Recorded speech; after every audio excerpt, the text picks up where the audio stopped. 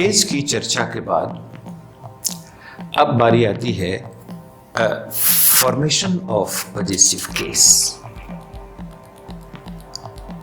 कितने ऐसे तरीके होंगे जिससे हम पजेसिव केस का निर्माण कर सकते हैं। तो मुख्यतः इसके बारे में ग्रामर कहता है कि एक तो तरीका यह है कि नाउन प्लस एपोस्ट्रोफेस के द्वारा हम पजेसिव या जेनेटिव केस का निर्माण कर सकते हैं, उसका फॉर्मेशन कर सकते हैं। जैसे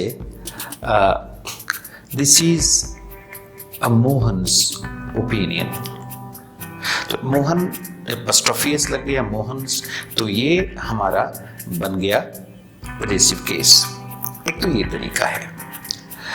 फिर ग्रामर कहता है कि of plus noun plus of plus noun के द्वारा भी हम पजेसिव केस बना सकते हैं, उसका फॉर्मेशन संभव है। जैसे दिस इज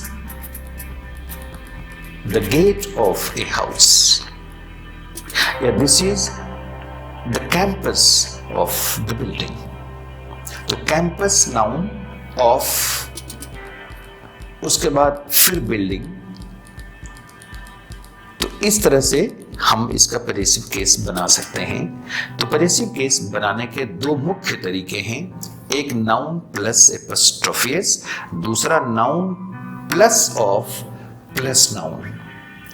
अब इन दो तरीकों को और बारीकी से अध्ययन करने की तरफ हम लोग आगे बढ़ेंगे।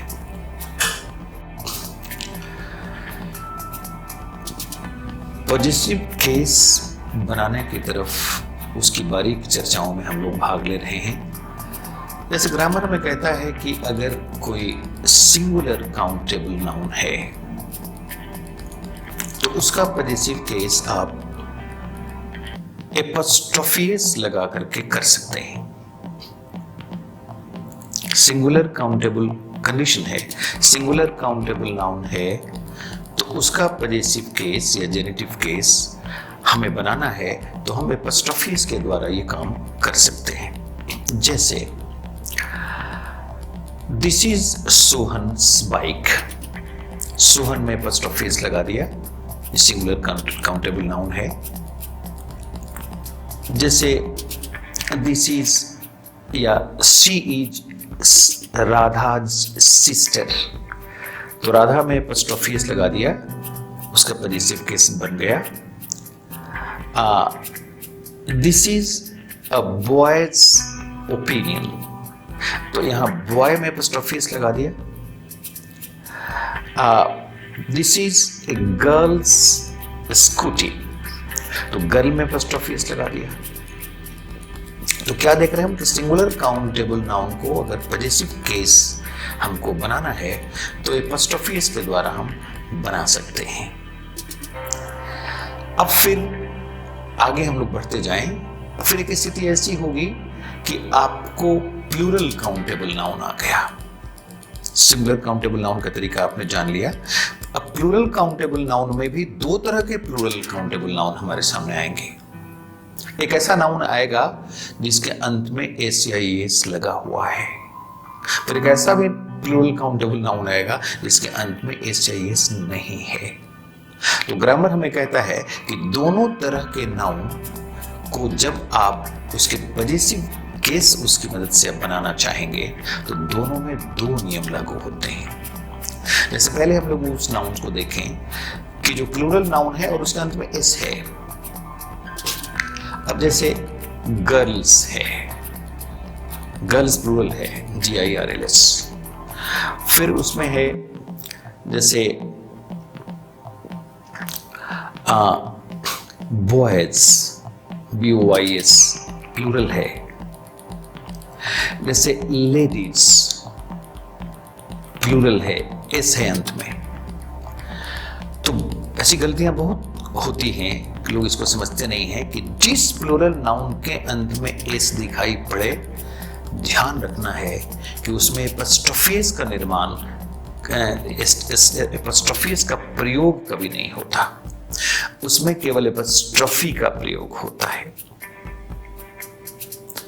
अब जैसे मान लीजिए आपको कहना है गर्ल्स हॉस्टल, तो इसकी स्पेलिंग होगी GIRLS, ये तो प्लूरल हो गया गर्ल्स, और उसके बाद आएगा एपॉस्ट्रोफी और उधर हो गया हॉस्टल।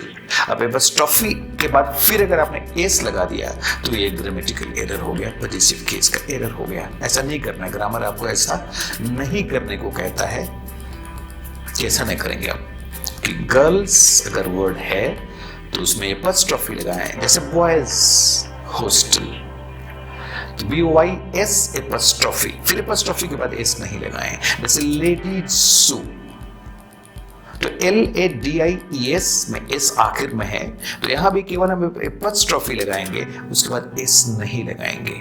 तो ऐसे सारे प्लूरल नाउन्स जिनके अंत में एस लगता हो, उस प्लूरल नाउन में एपॉस्ट्रोफी एस के बदले केवल एपॉस्ट्रोफी लगा करके हम उसका पॉजिटिव केस निर्मित कर सकते हैं, बना सकते हैं। अब फिर ग्रामर ऐसे नाउन्स के बारे में आपको सजेस्ट कर रहा है जो प्लूरल नाउन तो हैं लेकिन उनके अंत में एस नहीं है।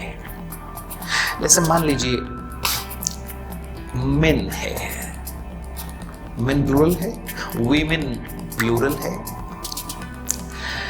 तो मेन प्लूरल है, अगर हमको इसका बनाना है पॉजिटिव केस तो मेंस रिएक्शन है, एपॉस्ट्रोफी एस लगाएंगे। वीमेंस अप्रोच, तो वीमेंस में भी एपॉस्ट्रोफी एस लगाएंगे। चिल्ड्रंस स्कूल, तो चिल्ड्रन प्लूरल है, किस अंत में एस नहीं है, तो यहां भी हम एपॉस्ट्रोफी एस लगाएंगे।